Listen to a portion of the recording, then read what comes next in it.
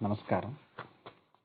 ప్రముఖ కథా రచయిత శ్రీ పాలగుమ్మి పద్మరాజు గారి ఒక అద్భుతమైన కథ, మాస్టర్ పీస్ గాలివాన. తెలుగు కథకి ప్రపంచ కథా సాహిత్యంలో ఒక స్వర్ణ కిరీటం పెట్టి పట్టాభిషేకం చేసినటువంటి కథ ఇది. దేవుడు నిర్మించినవి, మనిషి నిర్మించినవి కూడా విఫలమైనటువంటి ఒక సంక్షోభ సమయంలో మనిషి చేరువు కావడమే ఒక అద్భుతం, ఒక పరమార్థం అని చెప్తుంది. మరి ఏ ఇతర ప్రాతిపదిక మీద కాకుండా కేవలం మానవత్వ ప్రాతిపదిక మీదనే మనిషి తిరిగి నిలబడగలడని, పునరుజ్జీవం పొందగలడని నిరూపించిన కథ. ప్రపంచ యుద్ధానంతర సంక్షోభానికి ఒక మానవీయ పరిష్కారాన్ని ఒక తెలుగు కథకుడు సాధించడం ఎంతో ఘనమైన విషయం. కాబట్టే 1952లో న్యూయార్క్ హెరాల్డ్ ట్రిబ్యూన్ నిర్వహించిన ప్రపంచ కథల పోటీలో గాలివాన 2వ బహుమతి సాధించి తెలుగు కథను ప్రపంచ స్థాయికి తీసుకెళ్ళింది. ఈ గాలివాన ఒక వ్యక్తి కథ కాదు, ఒక సమాజం కథ. వినండి. గాలివాన అందిస్తున్నది మీ లక్ష్మణ్ శాస్త్రి. మబ్బు మసగ్గా అలుముకుపోయింది. రైలు చాలా ఆలస్యంగా వచ్చింది. రావు గారు 2వ తరగతి పెట్టెక్కుతుంటే ఆయనకు తన ఇల్లు, ఆ ఇంట్లో అలవాటు పడ్డ సుఖాలు అన్ని జ్ఞాపకం వచ్చాయి. ఆయన చదువుకునే గది అతి శుభ్రంగా తుడిచి ఉంటుంది. అందులో నల్ల విరుగుడు చేపతో చేసిన రాతబల్ల, దాని మీద ఒక మూలగా ఆకుపచ్చ గొట్టంలో దీపం వెలుగుతూ ఉంటుంది. ఆయన కుర్చీలో కూర్చునే చోట అనుకూలమైన పల్లాలు ఏర్పడిపోయాయి. సోఫాలో ఉన్నట్టు కూడా తెలియకుండా ఆయన భార్య కూర్చుని ఉంటుంది. ఆయనకి 4 పిల్లలు, 2 ఆడ 2 మగ. వాళ్ళని చూస్తే ఆయనకి ఎంతో గర్వం. రైలు పెట్టెలో 3 మెత్తలు ఎవరో ఆక్రమించుకుని పరుపులు పరుచుకున్నారు. తను ఎక్కినందుకు అందులో ఉన్న 4 ప్రయాణికులు చిరాకు పడుతున్నట్టు రావు గారు వాళ్ళ మొహాలు చూడకుండానే గ్రహించారు. ఇంకో పెట్టెలోకి వెళ్తే బాగుంటుందని ఆయనకు అనిపించింది. కానీ ఈ కూలివాడు ఆయన బెడ్డింగ్ పెట్టే మొత్తం బల్ల మీద పెట్టి వెళ్ళిపోయాడు.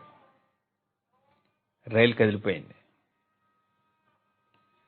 ఒక పెద్ద మనిషి పరుపు కొంచెం మడిచి రావు గారికి చోటు చేశాడు. రావు గారు కూర్చుని పరిసరాలు వీక్షించడం మొదలెట్టారు.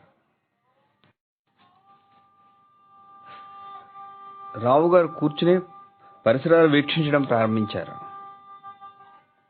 ఈ 4 దూర ప్రయాణికులు అని ఆయన గ్రహించారు. బూట్లు మేజేళ్లతో సహా బల్ల కిందకు తోసివేయబడి ఉన్నాయి. కోట్లు, ప్యాంట్లు, చొక్కాలు పై కుంకీలకు తగిలించి ఉన్నాయి. వదులైన పైజమాలను 3 మగ ప్రయాణికులు దొరుకున్నారు. వస్తువులన్నీ ఇటు అటు తొందరలేనట్టుగా పరిచి ఉన్నాయి. కిటికీల పక్కన ఉన్న 2 మెత్తల మీద 2 పెద్ద వయసులో వాళ్ళు కూర్చున్నారు. లోపలగా ఉండే నిడిపోయిన బల్ల మీద ఒక యువకుడు, ఒక యువతి కూర్చుని ఉన్నారు. ఆ యువతి ఆ యువకుడి భార్య అయి ఉంటుంది. సిగరెట్టు పొగ మెత్తని ఘాటు రావు గారి నాసికారంధ్రాల్లోకి తెలియకుండా ప్రవేశించి ఒక క్షణం పాటు ఆయన ఉక్కిరిబిక్కిరి చేసింది. రైలు పెట్టెలో సిగరెట్టు పొగను గురించి రావు గారికి కొన్ని తీవ్రమైన అభిప్రాయాలు ఉన్నాయి. అసలు అనేక విషయాల గురించి ఆయన తీవ్రమైన అభిప్రాయాలు ఉంటాయి. ఇప్పుడు ఆయన ఒక వేదాంతి. ఆయనకు ఒక అభిమాన సిద్ధాంతం ఉంది. వేదాంతం జీవితంతో, జీవిత విధానంతో, వ్యక్తికి సంఘానికి మధ్య ఏర్పడే రకరకాల సమస్యలతోటి అనుబంధించి ఉంటుందని ఆయన వాదం. ఆయన ప్రకారం వేదాంతానికి, జీవితానికి, నిశ్చితమైన మానవ అనుభవాలకి కూడా అతీతమైన విషయాలతో ఏమీ సంబంధం లేదు. ఆయన జీవితం సుఖంగా మిట్టపలాలు లేకుండా గడిచిపోయింది. ఆ సంతృప్తి వల్ల ఆయన జీవితాన్ని గురించి అమితమైన ఉత్సాహంతో, పవిత్రమైన ఉద్రేకంతో మాట్లాడగలరు. ఒక వేదాంతిగానే కాకుండా ఒక మంచి వక్తగా కూడా ఆయన ప్రఖ్యాతి పొందారు. ఆయన తన వేదాంతాన్ని అనుపమానంగా ఉద్విగ్నుడై వివరిస్తూ ఉంటాడు. అసలు ఈ ప్రయాణం చేస్తున్నది ఒక ఉపన్యాసం ఇవ్వడం కోసం. ఆస్తిక మహాసమాజం అని పేరు పెట్టుకున్న ఒక సంస్థ ఆహ్వానం మీద ఆయన వెళ్తున్నారు. ఉపన్యాసం సామ్యవాదము రమ్య సమామోదము అనే విషయాన్ని గురించి. ఆయన అభిప్రాయం, సామ్యవాదంలో ఈ రమ్య రసాత్మకత ఉందనో లేక ఆ రెండు పరస్పర విరుద్ధమైనవి కావడం చేత వాటికి ఒక సమన్వయం కల్పించాలనో అన్నది తెలుసుకోవాలంటే ఆయన ఉపన్యాసం వినాల్సిందే. రావు గారు ఆ యువ దంపతుల వైపు చూశారు. యువత మొహం చాలా బరువుగా ఉంది. ఆమెకు కాస్త ఉత్సాహం కలిగించాలని కాబోలు యువకుడు నవ్వుతూ ఆమె చెవిలో ఏదో అన్నాడు. బహుశా తన భర్తతో కూడా అతను ఉద్యోగంలో ఉన్న ఏ దూరదేశానికో మొదటిసారి ఆమె వెళ్తున్నట్టుంది. రావు గారికి ఈ మధ్యనే తాను ఇచ్చిన ఒక ఉపన్యాసం జ్ఞాపకం వచ్చింది. సత్వము తత్వము. ఆయన ఉపన్యాసాల శీర్షికలు శబ్దాలంకారాలను బట్టి నిర్ణయం అవుతాయి, కానీ అర్థస్ఫురణను బట్టి కాదని ఆయన స్నేహితులు కొందరు ఆయన్ని వేళాకోళం చేస్తూ ఉంటారు. అది నిజం కాదని ఆయన ఎప్పుడూ అనలేదు, కానీ ధ్వనిని బట్టి అర్థం అనుసరిస్తోందని మాత్రం సమాధానం చెప్తూ ఉంటారు. ఆయన ఇచ్చిన ఉపన్యాసాల్లో చాలా అందమైంది ప్రకృతి పరిష్కృతి.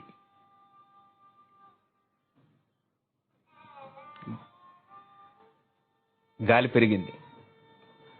బలంగా కిటికీ తలుపుల మీద మొత్తుతోంది. ఉన్నట్టుండి పెట్టెలో చీకటిగా అయిపోయింది. ఇంకా సాయంత్రం అయి ఉండదు. రావు గారి పక్కన కూర్చున్న పెద్ద మనిషి కనిపించిన దీప వెలుగులో ఒక అపరాధ పరిశోధక నవలను తదైక్యంతో చదువుకుంటున్నాడు. చటుక్కున అతని మొహం పైకెత్తి టైం ఎంత ఉంటుంది అని రావు గారిని అడిగారు. రావు గారు ఒక్క క్షణం ఆలోచించారు. ఆయన చేతికి గడియారం ఉన్నా కూడా ఓ 3 అయి ఉండొచ్చు అన్నారు. అబ్బా, ఎంత చీకటైపోయింది అన్నాడు పెద్ద మనిషి. రావు గారు సమాధానం చెప్పకుండా ఆ పెద్ద మనిషి వైపు చూశారు. ఆయనకి రావు గారి వయసే ఉంటుంది. 50 ఏళ్ల మనిషి ఒక అపరాధ పరిశోధక నవలు చదువుతూ ఆనందించడం రావు గారికి వింతగా అనిపించింది. ఎదురుగా కూర్చున్న ముసలాయన గంభీరంగా చుట్టకాలుస్తూ దాని రుచి ఆస్వాదిస్తున్నాడు. కొందరు మనుషుల స్వభావాలే ఎంత అనుకున్నారు రావు గారు. ఎదురుగా కూర్చున్న ముసలాయన రావు గారి కంటే పెద్దవాడై ఉంటాడు, కానీ ఆయన ముఖంలో కుర్రాళ్ళకు సహజంగా ఉండేటువంటి ఒక చురుకుతనం ఉంది. అయినా ఆ ముఖం ఆయన వయసుని మాటుపరచడం లేదు. వాలిపోయిన దవడలు, ముడతలు పడ్డ నుదురు ఆ వయసును చాటుతూనే ఉన్నాయి. రావు గారికి ఉపన్యాసానికి ఇంకో విషయం స్ఫురించింది. వయో విపాకము మనోవివేకము. తాను చాలా ఆరోగ్యవంతుడినని రావు గారికి గర్వం. ఆయన జుట్టు ఒత్తుగా నల్లగా ఉంటుంది. ఆయన భార్య ఆయన కంటే పెద్దదిగా కనిపిస్తుంది. తెలియని వారు ఆమె ఆయన అక్కగారో తల్లో అని భ్రమపడుతూ ఉంటారని ఆయన తరచూ వేళకోళం ఆడుతూ ఉంటారు. ఆయనకు 25 ఏళ్ల కొడుకున్నాడని, ఆ కొడుక్కి అప్పుడే 2 చక్కని పిల్లలు ఉన్నారని, అతను ఈ మధ్య తండ్రి గారి న్యాయవాద వృత్తి అంతా తనే చూసుకోవడం ప్రారంభించాడని ఈయన్ని చూసిన వాళ్ళు ఎవరు అనుకోరు.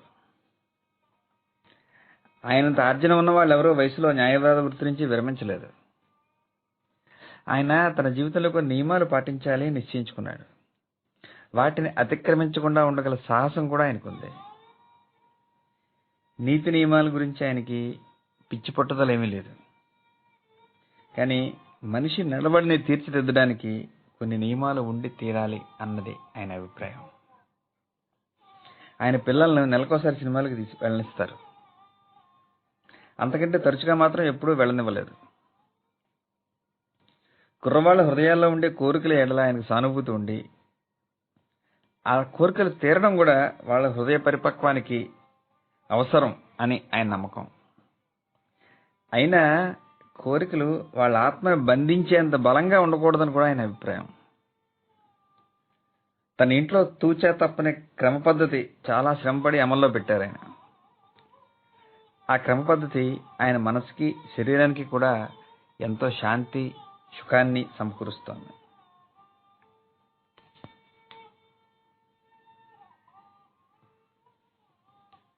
అన్ని కిటికీలు తలుపులు మూసి ఉన్నాయి. గాలి అవతల అరుస్తోంది.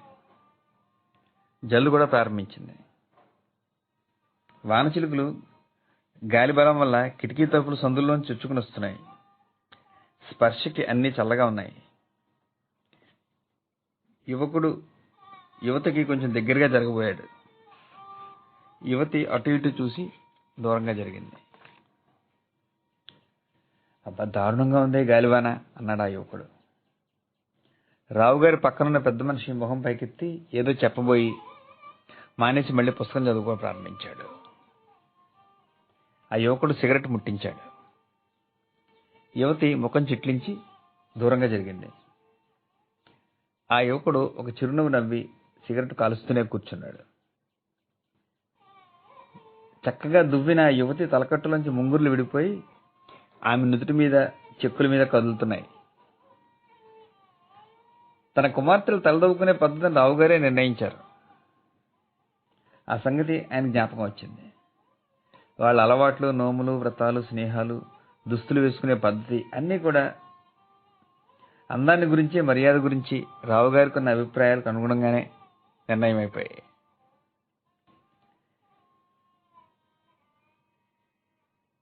ఎదురుగా కూర్చున్న ముసలాయన తన పరుపు చుట్టలోంచి బూడిద రంగు ఒక ప్లానిల్ చొక్కా తీసి తొడుక్కున్నాడు.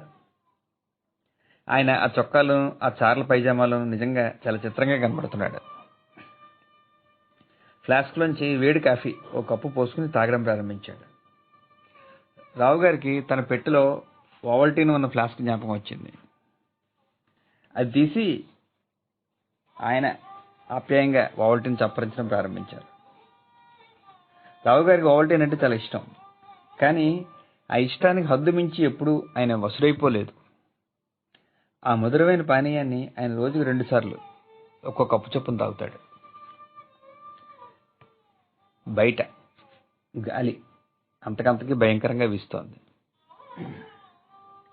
పెద్ద చినుకులు హోరుగా రైలు పెట్టె మీద మొత్తుతున్నాయి. ఆ హోరులో రైలు నడిపే చప్పుడు కూడా మాటుపడిపోయింది. ఆ రైలు కదులుతున్నట్టుగా రావుగారికి ఒక కుదుపు తప్ప తెలియడం లేదు. తుఫాన్లా ఉంది అన్నాడు యువకుడు భార్యతో. ఆమె సమాధానం చెప్పకుండా ఓ రగ్గు దగ్గరగా కప్పుకుంది. ఆమె ముఖంలో పెద్ద బెంగ ఏదో ప్రతిఫలిస్తోంది. ఇక్కడ గాలివానం గురించి రావుగారి మనసులో అదురు ప్రారంభమైంది.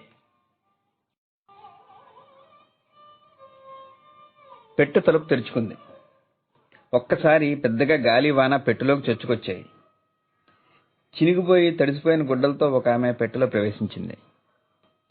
ఆ లోపల ఉన్నవారు చెప్పే అభ్యంతరాలు లక్ష్య పెట్టకుండా తలుపు మూసి ఒక మూల నీరు గారుతూ ఆమె నిలబడింది. ముసలాయన తగినంత కోపం తెప్పించుకుని, ఇది పరుపులు పెట్టింది తెలీదో అన్నాడు. బాబు తాతగారు ముష్టిబండని కొంత నిలబడ్డాక సోటు ఇవ్వరా బాబుగారు. దైగల బాబులు, బిడ్డలున్న తండ్రులు, మిష్టిముండకి ఓ కానీ పారండి బాబు. ఆకలి కడుపులో సిచ్చెడుతోంది బాబులు, గొప్ప గొప్ప బాబులు, డబ్బులున్న ప్రభువులు, గొప్ప ప్రభువులే అందరూను. పేదముండని ఇలా ఆకలితో చచ్చిపోని ఇవ్వకండి బాబులు. రావుగారు ఆమె వైపు చూశారు. ఆమె కళ్ళల్లో తమాషాగా మెరిసే ఒక తళుకుంది. ఆ తళుకు రావుగారి హృదయంలో ఒక విరోధభావాన్ని రేకెత్తించింది. ఆమె వయసు సుమారు 30 ఏళ్ళు ఉంటాయి. అంత కడుపు నిండా తినుండి కొవ్వెక్కినట్టు లేకపోయినా ఆకలితో చచ్చిపోతున్నట్టు మాత్రం కనిపించడం లేదామె. ఎంత అసహాయత ఆమె నటించినా ఆమెలో ఒక స్థైర్యం కనబడుతోంది. బిచ్చమెత్తుకోవడం మీద రావుగారికి అస్సలు సానుభూతి లేదు. పేదవాళ్ళన్నా, లేమితో బాధపడుతున్న వాళ్ళన్న రావుగారికి జాలి లేకపోలేదు. కానీ బిచ్చమెత్తడం తప్పు అన్నది ఆయన నిశ్చయాభిప్రాయం. ఆ అమ్మి ఆయన దగ్గరగా వచ్చి బిచ్చం అడిగితే ఆయన ఇంకా అనుమానం లేనంత గట్టిగా పో అన్నారు. ఆమె ముఖం అదో మోస్తరుగా పెట్టి రెండో పక్కకి తిరిగింది. ఎదురుగా కూర్చున్న ముసలాయన దగ్గరికి వెళ్ళి వంగి పాదాలు ముట్టుకుంది. ఆ ముసలాయన కాళ్ళు వెనక్కి లాక్కున్నారు వెకిలిగా నవ్వుతూ. వెళ్ళు వెళ్ళు అన్నాడు ఆ ముసలాయన. అలా అనకండి తాతగారు. తాతగారు, ఆ బాబంత రాతిగుండు కాదు బాబు మీది. ఆ బాబు గారికి ఇంత మాత్రం కూడా జాలి లేదు. ఆకలితో చచ్చిపోతున్న ముండని ముష్టి అడిగితే పో అంటాడు బాబు. తను అన్న పో ఆమె అనుకరించడం పెద్ద పొగరబోత్తనంగా రావు గారికి అనిపించింది. కానీ ఆయనకి ఏమనడానికి తోచలేదు. ఇష్టం లేకపోయినా ఆమె వైపు చూస్తూ ఆయన అలాగే కూర్చున్నారు. ముసలాయన ఒక చిత్రమైన అవస్థలో పడ్డాడు. దానికి ఓ డబ్బు ఇచ్చి పంపించేస్తే పెట్టెలో నలుగురు పైకేమీ అనకపోయినా హర్షించరు అని ఆయన అనుమానం. ఇవ్వకపోతే ఆ ముష్టి నోరు ఎలా జారి విడుస్తుందో అని భయం. ఇందులో ఏది ఉత్తమం ఆయన తేలడం లేదు. చివరికి లేని తీవ్రత తెచ్చిపెట్టుకుని ఆమెని పొమ్మన్నాడు. ఆ ముష్టిది గోల ప్రారంభించింది. ఇందులో డబ్బును దొరలున్నారని, నా బోటి ముష్టిముండని ఆకలితో చచ్చిపోనివ్వరని ఎంతో ఆశగా పెట్టలోకి వచ్చాను రా దేవుడా. ఈరోజు తిండికి సరిపడా అడుక్కుందాం అనుకున్నాను. ఎంత మోసం అయిపోయిందిరా దేవుడా. ఆ 3వ క్లాస్ పెట్టెల్లో పేదవాళ్ళు ఉంటారు. వాళ్ళకే ఎక్కువ జాలి ఈ బాబుల కంటే. నాకు అర్థమైన అర్థం వద్దు వాళ్ళకి. ఈ డబ్బులున్న బాబులంతా రాతిగుండెలు అని తెలుసుకోలేకపోయినరా దేవుడా. అవతల గాలివాన, రైలు నడుపుతా ఉంది. ఇక్కడి నుంచి ఎలా పోను? ఆ దయగల బాబులన్న చోటుకి ఇక్కడి నుంచి ఎలా పోను? ఈ ముష్టి మనిషి అందరి దృష్టిని ఆకర్షించింది. రావు గారి పక్కనున్న పెద్ద మనిషి ఆ అపరాధ పరిశోధక నవల చదవడం ఆపేశాడు. విచిత్రంగా ఆమె వైపు చూశాడు. ఉన్నది ఏమి ఊరు అని తమిళలో తెలుగులో అడిగాడు. ఓ ఊరేటి, ఓ పల్లెటి బాబు. మాబోటి పేదవాళ్ళకి, తమ్మోటి ప్రభువులకి చెప్పుకోవడానికి ఊళ్ళు ఉంటాయి, పెద్ద లోగిళ్ళు ఉంటాయి. మీకు గేటు ముందు బంట్రోతులు కూర్చుని మాలాంటి ముష్టోళ్ళని రాకుండా తరిమేస్తారు బాబులు. నా బోడి పేదమండకు ఊరేటి, ఓ పల్లెటి బాబు. అబ్బో, దీని నాలుగు చాలా వాడి అన్నాడు ఆయన రావు గారిని ఉద్దేశించి ఇంగ్లీష్లో. ఇంగ్లీష్లో ఎందుకులే బాబు తిడతావు? నాకు భాష వచ్చినా ఏమన్నానా? ఏమీ తెలియని మొండని, పేదమండని. బయట చీకటిగా అయిపోయింది. చీకటి పడుతున్న కొద్దీ గాలి మరీ బలంగా వీస్తోంది. రైలు వానపాములా నెమ్మదిగా పాకుతోంది. రావు గారు దిగాల్సిన స్టేషన్ దగ్గర పడుతోంది. ఈ ఆస్తిక సమాజం సభ్యులు ఎవరన్నా స్టేషన్కి రాకపోతారా అని రావు గారు ఆశగా అనుకున్నారు. రైల్లోంచి దిగాలి, అది ప్రస్తుత సమస్య. ఈ ప్రయాణికులు సహాయం చేయకపోరు. గాలి అవతల కోపంగా ఉన్న మహాసముద్రంలో హోరుమంటోంది. చెట్లు పడిపోతున్న చప్పుళ్ళు లాంటివి ఎన్నో గోలగా కలిసిపోయి అవతల వినబడుతున్నాయి. కదులుతున్న రైలు గాలికి కారణభూతమైన మానవ మీద ఆ గాలిలో, ఆ గాలివానలో నిరుపయోగంగానూ అత్యల్పంగానూ అని అనిపించాయి. పెట్టెలో కొంత సుఖంగానే ఉంది, కానీ అందులోంచి దిగిపోవాలి, తప్పదు. ముష్టిది పెట్టెలో యువదంపతులకు ఎదురుగా మధ్యగా కూర్చుంది. కొంచెంసేపు ఆగి మళ్ళీ ప్రారంభించింది నస. అమ్మో, నా సిట్టి తల్లి గారు ఉన్నారు ఇక్కడ, సిట్టిబాబు గారు కూడా ఉన్నారు ఇక్కడ. ఇంకే చూడలేదు ఎరుమండని. సిట్టి తల్లి గారు, సిట్టిబాబు గారితో చెప్పి ఓ డబ్బు ఇప్పించి తల్లి. ఎందుకు తల్లి అలా మొగం తిప్పుకుంటావు? ఏ సిట్టి తల్లికి సిట్టిబాబుకి సిట్టి తగదా వచ్చిందా? సిట్టిబాబు గారు అతమాను సిగరెట్లు కాలుస్తారు, సిట్టి తల్లి తాగనేయకూడదు. అబ్బో, సిట్టి తల్లికి నవ్వొచ్చేస్తున్నదిగా. మాతో కూడా వచ్చేకూడదే నువ్వు? పని పాట చేస్తూ ఉంది కానీ తిండి కూడా ఇస్తాను, ఏదో ఇచ్చి దాన్ని పంపించకూడదు అంది యువతి భర్తను ఉద్దేశించి. నాకు తెలుసు, సిట్టి తల్లి గుండె చాలా జాలిగుండె. తాతగారు ఇప్పుడు నాకు అనాకి తక్కువ ఎవరు, ఎరుముండని. ఆ బాబుగంత చిరాకు వచ్చేలా చేయకూడదు. తాతగారు అంత మంచి మనిషి ఎక్కడా ఉండరు. తాతగారు జాలి కలిపేవు, ఏదేదో అందరినీ కలుపుతూ మాట్లాడిస్తోంది.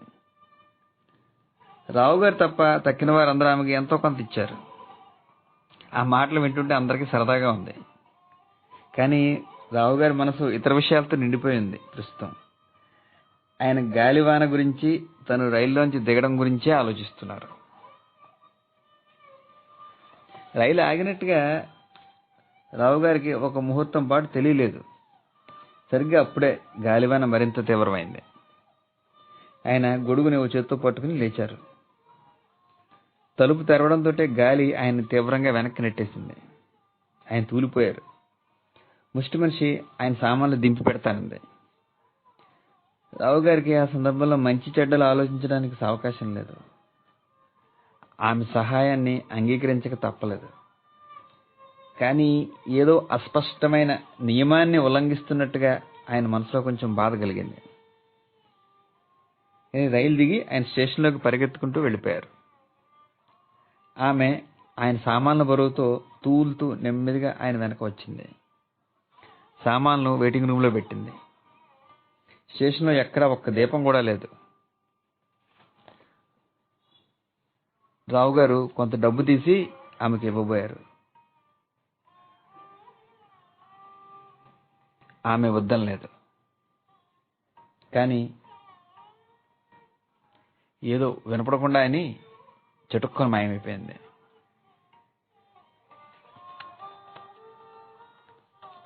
స్తబ్దుడై రావు గారు మళ్ళీ గదిలోకి వెళ్ళి కూర్చున్నారు. గింగురుమనే ఆ గాలిలో కాళ్ళు పట్టి తెప్పిపోతున్నాయి. గుడ్డలన్నీ తడిసిపోయాయి. పెట్టి తీసి చేత్తో ఇటు అటు తడిమారు. బ్యాటరీ లైట్ చేతికి తగిలింది. పట్టరాని సంతోషం వచ్చింది. రావు గారికి తన పెట్టెలో ఒక లైట్ ఉందన్న విషయం ఇప్పటిదాకా గుర్తే రాలేదు. తడిబట్టలు విప్పి పొడిబట్టలు కట్టుకున్నారు. ఆ పెట్టి తాళం వేయడం కూడా మర్చిపోయి కుర్చీలో కూర్చున్నారు. తన స్థితిని గురించి ఆలోచించడం కూడా ఆయనకి ఇష్టం లేదు. ఇంతలో రైలు దీపాలు కదిలాయి. అయితే స్టేషన్లో ఎవరో ఒకరు కనీసం ఉండి తీరాలి అని నిశ్చయించుకుని ఆయన బయటకు వచ్చారు. ఇద్దరు ఎవరో ప్లాట్ఫామ్ దాటి వెళ్ళడానికి ప్రయత్నిస్తున్నారు. రావు గారు గొంతెత్తి పిలిచారు. ఆ ఇద్దరు ఆగారు. ఒకరు స్టేషన్ మాస్టర్ గారిని, ఇంకొకరు బంట్రోతు అని రావు గారు గుర్తించారు. నేను ఊళ్ళోకి వెళ్ళాలి అన్నారు రావు గారు ఆదుర్దాగా. చాలా కష్టం. రోడ్డు మీద అంగుళం అంగుళంకి చెట్లు పడి ఉన్నాయి. టెలిఫోన్ వైర్లు తెగిపోయాయి. ఒక చోట నుంచి ఇంకో చోట కబురు తెలియడం కూడా అసంభవం. వచ్చే స్టేషన్లో రాత్రికి ట్రైన్ కూడా ఆగిపోతుంది. గాలివాన చాలా తీవ్రంగా ఉందని, 36 గంటల వరకు తగ్గదని మాకు వార్త వచ్చింది. కానీ స్టేషన్లో ఇంకెవరు లేరే. నేనేం చేస్తాను? ఎలాగో స్టేషన్లోనే గడపాలి మీరు, స్టేషన్ మాస్టర్ చెప్పేసి వెళ్ళిపోయాడు. రావు గారు వెయిటింగ్ రూమ్లోకి వెనక్కి వెళ్ళిపోయారు. ఆ పడక కుర్చీలో అలాగే కూలబడిపోయారు. గది తలుపులు మూసేస్తే గాలివాన్ లోపలికి రాకుండా ఉంటుందని ఆయనకు తోచలేదు. 2 కిటికీ తలుపులు ముక్కలైపోయాయి. కొన్ని పెంకులు ఎగిరిపోయాయి. ఏవో క్రూర శక్తులు విజృంభించి మానవుడు నిర్మించినవి, దేవుడు సృష్టించినవి కూడా భూమి మీద లేకుండా రూపుమాపడానికి పూనుకున్నట్టుగా అనిపిస్తోంది ఆ వాతావరణం. ఈ గందరగోళంలో మనోస్థైర్యాన్ని పెంచే వేదాంతం ఏది రావు గారికి తోచలేదు. క్రమశిక్షణ, నియమాలు, విలువలు అన్నీ కూడా మానవాతీతమైన కొన్ని శక్తులు విజృంభించినప్పుడు అలా అర్ధరహితంగా అయిపోతాయని ఆయనకి జీవితంలో మొదటిసారిగా అనుభవంలోకి వచ్చింది. ప్రకృతి చెలరేగి సర్వనాశనానికి ఒడగట్టినట్లయితే మానవుడు తను తాను ఎలా రక్షించుకోగలడు? ఎన్నడూ ఎరగని భీతి ఒకటి రావు గారి మనసును ఆవరించింది. ఆ బాధ దుర్భరంగా ఉంది. చుట్టుపక్కల ఎక్కడా మానవ హృదయం అన్నదే లేదు. స్టేషన్ చాలా భీతావహంగా ఉండి గాలివాన ఉగ్రరూపం దాల్చింది. ఆయన మనసు ఒక పీడకల్లో చిక్కున్నట్లుగా ఉక్కిరిబిక్కిరైపోయింది. ఆ గదిలో ఇంకో వస్తువు ఏదో ఉన్నట్లుగా రావు గారికి అకస్మాత్తుగా అనిపించింది. తెరిచిన తలుపులోంచి లోపలికి ఏదో ప్రవేశించినట్టుగా చేతిలో దీపం వెలిగించి ఆయన ఆ వైపు చూశారు. ముష్టామె గజగజ వణుకుతూ నీరు కారుతూ ఒక మూల నిలబడి ఉంది. ఆమె తడి వెంట్రుకలు మొహాన్ని చెక్కుల్ని అంటుకుంటున్నాయి. వాటి వెంట నీరు కారుతోంది. బాబుగారు, తలుపు మూయలేదే, కొంచెం వెచ్చగా ఉంటుంది అంది ఆమె గొంతుకు బాగా పెద్దది చేసి. ఆయన ఒక యంత్రంలా లేచి తలుపు మూయడానికి ప్రయత్నించి విఫలమయ్యారు. ఆమె సహాయం చేసింది. ఎలాగో తలుపు మూసి లోపల గడియ వేశారు. కానీ గాలి ఒక్కసారిగా ఊపింది. గడియ ఊడిపోయింది. కొన్ని కుర్చీలు, ఒక బీరువా, బరువైన డ్రాయరు తలుపుకు అడ్డంగా పేర్చారు. తలుపులు ముయ్యాలని తనకు తోచకపోవడం రావుగారికి చాలా వింతగా తోచింది. ఇప్పుడు కొంత వెచ్చగా ఉంది. భయం తగ్గింది. ఎక్కడో ఏదో పెద్ద చప్పుడైంది. ఏదో పడిపోయింది. స్టేషన్ లోపలే పడిపోయిందేమో. ఏం గాలివానండి బాబుగారు, నేను పుట్టిననాటి నుంచి ఇంతవరకు ఇలాంటి గాలి చూడనే లేదు అంది ముష్టి, ఆమె గొంతులో ఏ బెదురు లేకుండా. అంత ప్రశాంతంగా ఆమె ఎలా మాట్లాడగలుగుతుందో ఆయనకు అర్థం కాలేదు. ఆమె వైపు దీపం వేసి చూశారు. మూలగా చలితో ముడిచిపెట్టుకుని ఆమె వణుకుతూ కూర్చుంది. రావుగారు పెట్టి తీసి తన పంచె ఒకటి తీసి ఆమె వైపు విసిరి, తడిబట్ట విడిచి ఇది కట్టుకో అన్నారు. ఆయన అన్నదేమీ ఆమెకు వినిపించలేదు. కానీ పొడిబట్ట ఇచ్చినందుకు కృతజ్ఞత చూపిస్తూ బట్ట మార్చుకుంది. ఆ మూలే పొడిగా ఉన్న చోట చూసి కూర్చుంది. రావుగారికి తనకి ఆకలిస్తున్నట్టుగా జ్ఞాపకం వచ్చింది. ఆయన పెట్టి తీసి అందులో ఉన్న బిస్కెట్ల పొట్లను తీశారు. ఒకటొకటి చొప్పున నవ్వడం ప్రారంభించారు. ఆ మూలకొచ్చిన ఆయన మొహం వైపు చూశారు. ఆమెకు కూడా ఆకలి వేస్తోందేమో అని ఆయనకు స్ఫురించింది. బిస్కెట్లు తింటావా అని అడిగారు. ఏంటన్నారు అంది ఆమె గట్టిగా. ఆ గాలిహోరులో ఒకరు మాట్లాడితే ఒకరు వినిపించడం లేదు. ఆయన దగ్గరికి వచ్చి కొన్ని బిస్కెట్లు ఇచ్చారు. ఇవే ఉన్నాయి తినడానికి అన్నారు రావుగారు ఏదో పొరపాటు చేసినట్టుగా. కుర్చీలు తలుపులకు అడ్డం పెట్టి ఉన్నాయి. ఆమె గదిలో ఉండడం వల్ల కొంచెం ధైర్యం వచ్చింది తనకి. ఎవరూ లేకపోవడం కంటే ఆమె ఉండడం కొంత నయం. ఆమె దేని గురించి బాధపడదు, గాలివాన గురించి కూడా. జీవితంలో కష్టనిష్ఠురాలు బాగా ఆమెకు అనుభవం అయి ఉంటాయి. అందుచేత ఆమె ఏ పరిస్థితినైనా కంగారు రాకుండా ఎదుర్కోగలదు. రావుగారు గడియారం వంక చూశారు. 9 గంటలైంది. అయినా రైలు దిగిన తర్వాత కొన్ని యుగాలు గడిచినట్టుగా అనిపిస్తుంది ఆయనకి. ఆయన వచ్చే స్టేషన్ వరకు మిగతా వారితో కూడా ప్రయాణం సాగించి ఉంటే బాగుండు అనిపించింది. ఈ పెద్ద గాలివాన చెలరేగుతుందని, తను దిగేది ఓ చిన్న స్టేషన్ అని ఆ కంగారులో ఆయనకు స్ఫురించలేదు. స్టేషన్ నుంచి ఊరు సుమారు 2 మైళ్ళు ఉంటుంది. ఊరికి తర్వాత స్టేషన్ నుంచైనా చేరుకుని ఉండొచ్చు. అన్ని విషయాల్ని కొన్ని సూత్రాల్లో బంధించడం అలవాటైన ఆయన మనసు గాలి యొక్క వేగాన్ని గురించి యోచించింది. బహుశా గంటకు 80 లేదా 100 మైళ్ళు ఉండొచ్చు గాలి వేగం. పెద్ద భయం ఆయన మనసును ఆవరించింది. ఈ గది కూలిపోవచ్చు. బయటికి పోయే ఒక్కదారి కుర్చీలతోటి బల్లలతోటి మూసేసింది. ముష్టి మనిషి కూర్చున్న చోటుకి ఆయన కంగారుగా పరిగెత్తారు. ఈ బిల్డింగ్ కూలిపోదు కదా అని అడిగారు. ఎవరు చెప్పగలరు బాబు, ఇల్లు గట్టిగానే ఉన్నట్టుంది, కానీ గాలి బలం ఎక్కువైతే ఏదాగుద్ది. ఆమె మాటల్లో ధైర్యాన్ని కలిగించేది ఏది లేకపోయినా ఆమె గొంతులో ఏదో ఒక చనువు, స్థైర్యం ధ్వనించింది. ఆయన పెట్టి దగ్గర పోయి కూర్చున్నారు. ఆయన కూర్చున్న మూలకు నెమ్మదిగా ఆమె కూడా చేరింది. అక్కడ కూర్చుంటే ఒకరి మాట కూడా వినపడడం లేదు అంది. గాలివాన ఇంత ముదిరిపోతుందని నేను అనుకోలేదే. బాబుగారు ఎందుకలా భయపడతారు అంది ఆమె. ఒక్కరుండే కంటే ఇద్దరు ఉన్నాం కదా. టికెట్ కలెక్టర్ దొంగముండవాడు రైలు కదులుతుంటే నన్ను దింపేశాడు. ఏం చేయను, ఇక్కడ ఉండిపోయాను. అయినా నాకేంటి విచారం. బాబుగారు చుట్టుకోవడానికి ఒక పొడిగుడ్డ ఇచ్చారు. ఈ మాత్రం సుఖమైనా ఉంటుందని ఎవరు ఏమనుకోను. ఉన్నంతలో సుఖంగా ఉండాలి బాబుగారు. అది లేదు ఇది లేదు అని చిక్కాకు పడితే ఏటి లాభం. ఆమె గొంతు అలా మోగుతుంటే ఆయన మనసు కాస్త స్థిమితపడింది.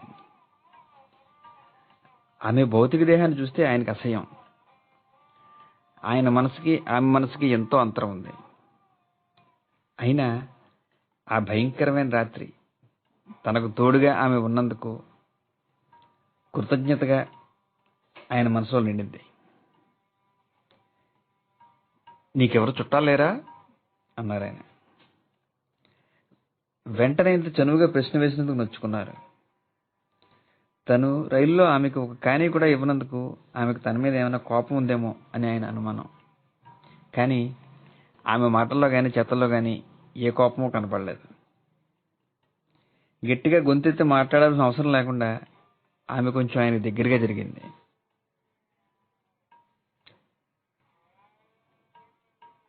చుట్టాలందరికీ ఉంటారు, ఏం లాభం బాబు గారు, మా అయ్యి తాగుతాడు, ఆడేమో అమ్మని చంపేశాడంటారు.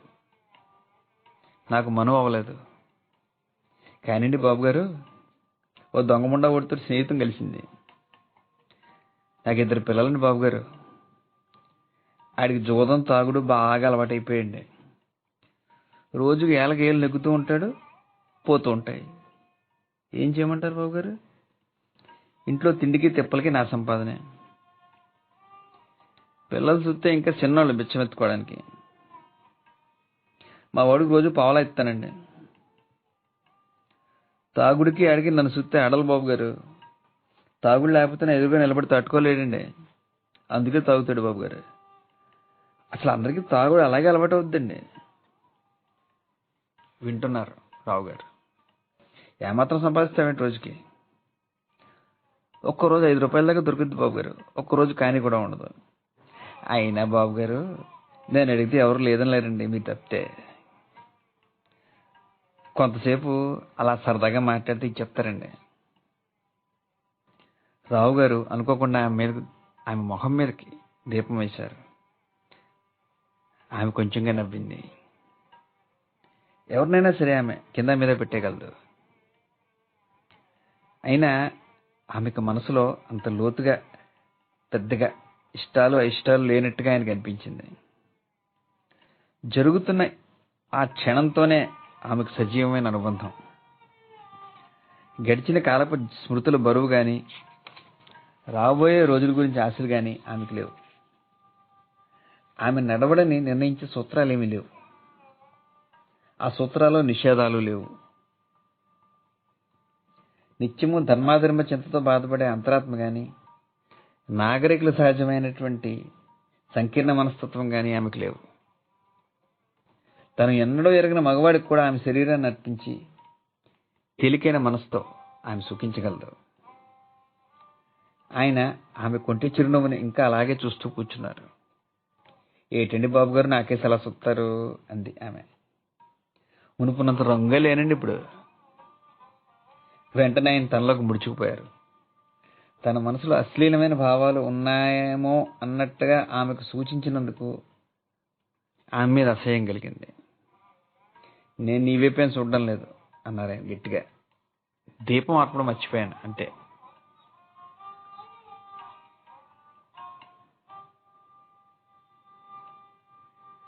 అకస్మాత్తుగా పెద్ద చప్పుడైంది. గడి తలుపులు ఒక్క ఊపుతో తెరుచుకున్నాయి. అడ్డుగా పెట్టిన సామానంతా చల్లా చెదురైపోయింది. ఓ తలుపు పూర్తిగా ఊడిపోయి ఓ కుర్చీ మించి పల్టీ కొట్టింది. రావు గారి గుండె గొంతుకులు అడ్డింది. శక్తి కొద్దీ ఓ మూల గెంతి పిచ్చిగా ఆయన ముష్టామెను కౌగిలించుకున్నారు. కానీ వెంటనే తెలివి తెచ్చుకుని చాలా సిగ్గుపడ్డారు. కానీ ఆమె ఆయన చెయ్యి పట్టుకుని అలా నడిపించుకు వెళ్తే మాట్లాడకుండా వెళ్ళారు. గుమ్మం పక్కన ఉన్న మూలకి ఆమె ఆయన తీసుకెళ్లి ఆ మూలలో కూర్చోబెట్టింది. తను కూడా దగ్గరగా కూర్చుని చేతులు ఆయన చుట్టూ చుట్టింది. ఆ కౌగిలింతలో సంకోచాలు ఏమీ లేవు. ఆయన మనసులో ప్రళయం లాంటి మదనం జరుగుతోంది. కానీ ఆ వెచ్చదనం ఆయనకు ప్రాణావసరం, అందుచేత కాదనలేదు. సరిగ్గా కూకుని నా చుట్టూ చేతులు వేసుకోండి, కాంత ఎచ్చగా ఉంటుంది. పాపం బాబుగారు వణికిపోతున్నారు. ఆ మాటలు చాలా వెగటగా ధ్వనించాయి రావు గారికి. ఆమె మరీ దగ్గరగా జరిగి ఆయన ఒళ్ళో వాలింది. ఆమె రొమ్ముల బరువు ఆయన మోకాళ్ళ మీద అంచింది. మోకాళ్ళు మరి కాస్త దగ్గరగా ఆయన ముడుచుకుని దీర్ఘంగా అవమానకరమైన ఆలోచన పరంపరలో మునిగిపోయారు. ఆమె అలా మాట్లాడుతూనే ఉంది. ఈ మూల భయం లేదండి, బాబుగారికి చక్కని కూతుళ్ళు ఉంటారు ఇంటికాడ. బాబుగారు ఆయన్ని తలుసుకుంటున్నట్టున్నారు. మా గుడిసి ఎగిరిపోయి ఉంటుంది. పిల్లలు ఏమైపోయారో ఎలా ఉన్నారో. ఇరుగు పొరుగుగాడు సొత్తు ఉంటారులేండి. మా వాడొట్టే ఎదవా, ఎందుకు పనికిరాడు. సిత్తుగా తాగిపడి ఉంటే గుడిసె ఎగిరిపోతే అడిగేం తెలుస్తుంది. పిల్లలు ఎట్టా ఉన్నారో ఏమో. ఒక మానవ హృదయం నుంచి వెలువడుతున్న ఈ వేదన వింటుంటే ఆయన హృదయం చుట్టూ పెట్టుకున్న గోడలన్నీ మాయమైపోయాయి. పెద్ద ఆవేదనతో ఆ ముష్టి ఆమెను గట్టిగా దగ్గరగా దుమ్ముకున్నారు. ఆయన ఆవేదన తనకు అర్థమైనట్టుగా ఆయన మోకాళ్ళ మీద మెల్లగా తట్టింది. క్రమంగా ఆయన మనసు ఆలోచించడం మానేసింది. గాలి చేసే అంతులేని మూల మనసు పొలిమేరలోకి పోయింది. ఆయన కాళ్ళ మీద, గుండెల మీద అనుకున్న మానవ శరీరపు వెచ్చదనం ఒకటే ఆయన గుర్తుంది. కాలం అతి మెల్లగా జరుగుతోంది. కానీ ఆ సంగతి ఆయనకు తెలియలేదు. గాలివాన బలం హెచ్చింది. అన్ని పక్కల నుంచి పెద్ద పెద్ద శబ్దాలు వినబడుతున్నాయి. తెల్లారేసరి ఒక చెట్టైనా నిలబడి ఉంటుందా అనిపిస్తోంది. కొంచెం ఇంచుమించుగా పైకప్పు పెంకులన్నీ గాలికి ఎగిరిపోయాయి. కానీ గాలి వల్ల వాన వారిద్దరి నుంచి దూరంగా రెండో పక్కకు పడుతోంది. కొంతసేపటికి రావు గారి కాళ్ళు తిమ్మిరెక్కాయి. పడుకుని ఉన్న ఆ మూర్తి కదలకుండా మెల్లగా ఆయన కాళ్ళు కదుపుకున్నారు. మెల్లగా మనసు మేలుకుంది. లైట్ వెలిగించి ఆయన ముఖం వంక చూశారు. నిద్రలో ఆ ముఖం అమాయకంగా నిశ్చింతగా ఉంది. స్వచ్ఛమైన నిసర్గమైన ఒక శోభ ఆ ముఖంలో దివ్యత్వాన్ని స్ఫురింపజేసింది. గాలివాన జోరు హెచ్చింది. కానీ ఆయన మనసులో అమితమైన శాంతి నిండింది. శరీరం అలసిపోయి విశ్రాంతి కోరింది. క్రమంగా ఆయన పరిసరాలను మర్చిపోయి నిద్రలో మునిగిపోయారు.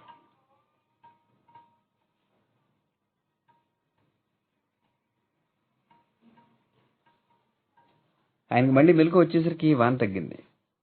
గాలి మాత్రం ఇంకా బలంగా వీస్తోంది. ముష్టి ఆమె లేచి వెళ్ళిపోయింది. గడియారం వైపు చూసుకున్నారు. ఉదయం 5 గంటలైంది. లేచి నిలబడ్డారు. మోకాళ్ళు పెట్టేసాయి.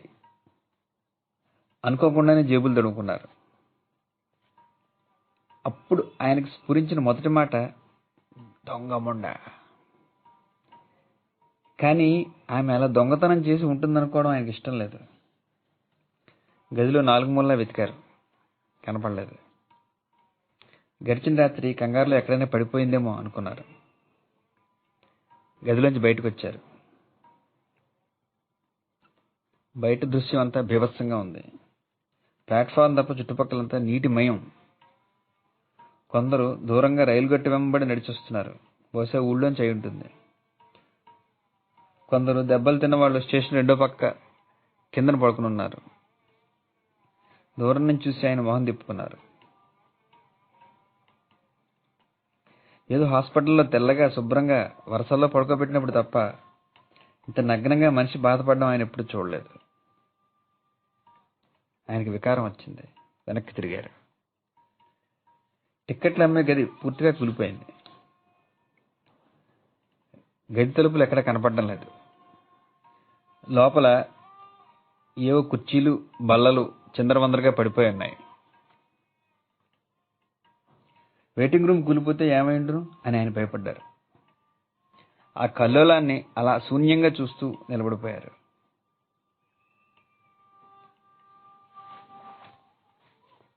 లోపల చీకటికి కళ్ళు కాస్త అలవాటు పడ్డాక ఆ సామాను కింద ఏదో శరీరం అస్పష్టంగా కనిపించింది. దీపం వేసి చూశారు. ముష్టి ఆమె. ఆయన తట్టుకోలేకపోయారు. వంగి నుదురు తాకి చూశారు. చల్లగా చచ్చిపోయింది. చేతులు రెండు యువతలకున్నాయి. కింద భాగం పూర్తిగా నలిగిపోయినట్టుంది. ఒక చేతిలో ఆయన పర్సు ఉంది. రెండో చేతిలో కొన్ని నోట్లు, కొంత చిల్లర. బహుశా టిక్కెట్లు అమ్మిన డబ్బు అయి ఉంటుంది. గుమస్తా ఆ డబ్బు కౌంటర్ డ్రాయర్లో పెట్టి రాత్రి తొందరగా ఇంటికి వెళ్ళిపోయి ఉంటాడు. రావు గారు అకస్మాత్తుగా ఒక చిన్న పిల్లాళ్ళ ఏడుపు ప్రారంభించారు. చల్లటి ఆ నుదురుని ముద్దు పెట్టుకున్నారు. గడిచిన రాత్రి ప్రతి చిన్న విషయం మళ్ళీ మళ్ళీ జ్ఞాపకం వచ్చింది. తనకి ఆత్మస్థైర్యాన్ని, శాంతిని, గాలివానం తట్టుకునే శక్తిని చేకూర్చిన ఆ మూర్తి అక్కడ పడిపోయింది. ఆ గాలివానకి ఆమె బలి అయిపోయింది. ఆయన హృదయం తుఫాన్లో సముద్రంలా ఆవేదనతో పొంగి పొర్లింది. తనకు జీవితంలో మిగిలిన ఒక్క ఆనందం శాశ్వతంగా పోయినట్టుగా ఏదో వింతగా ఆయనకు అనిపించింది. తన పర్సు దొంగిలించినందుకు గాని, అంత గాలివానలో డబ్బు ఏమన్నా దొరికితే తీసుకోవచ్చునని టిక్కెట్ల గదిలోకి వెళ్ళినందుకు గాని ఆయన ఆమెను మనసులో కూడా దూషించలేదు. ఆమె ఆఖరితత్వం ఆయనకు తెలుసు. ఇప్పుడు ఆమె చిలిపితనాలు, కొంటితనాలు ఆయనకి ప్రేమపాత్రాలయ్యాయి. ఆయనలో లోతుగా మాటుపడి ఉన్న మానవత్వాన్ని ఈ జీవి వికసింపజేసింది. ఆయన భార్య గాని, ఆయన పిల్లల్లో ఎవరూ గాని ఈమె వచ్చిన దగ్గరగా జీవితంలోకి రాలేదు. తను రానివ్వలేదేమో. ఆయన విలువలు, నియమాలు, ధర్మచింత, వేదాంతం అన్నీ చదిస్తాడు ఆయన. ఒక్క ఈ వ్యక్తి కనుక ప్రాణం పోయగలిగితే.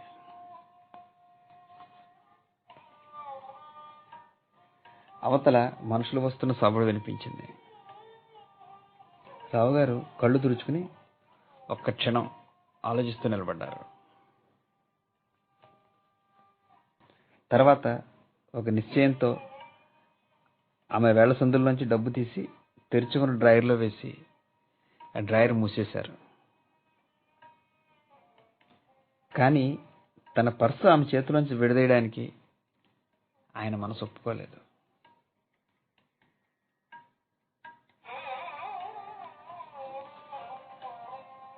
తనకు సంబంధించింది ఏదో ఒక చిహ్నంగా ఆమె శరీరంతో ఉండిపోవాలి అని ఆయనకు అనిపించింది. కానీ ఇతరులు ఆమె దొంగతనం చేసింది అని అనుకుంటే ఆయన భరించలేరు. అందుచేత జాగ్రత్తగా ఆ పర్సులోంచి తన పేరున్న కార్డు ఒకటి తీసేసి బరువైన హృదయంతో అక్కడి నుంచి వెళ్ళిపోయారు.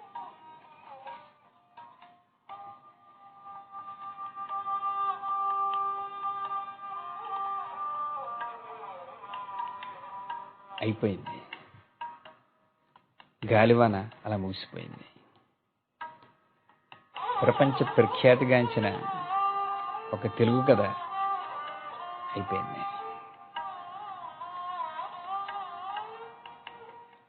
నమస్కారం.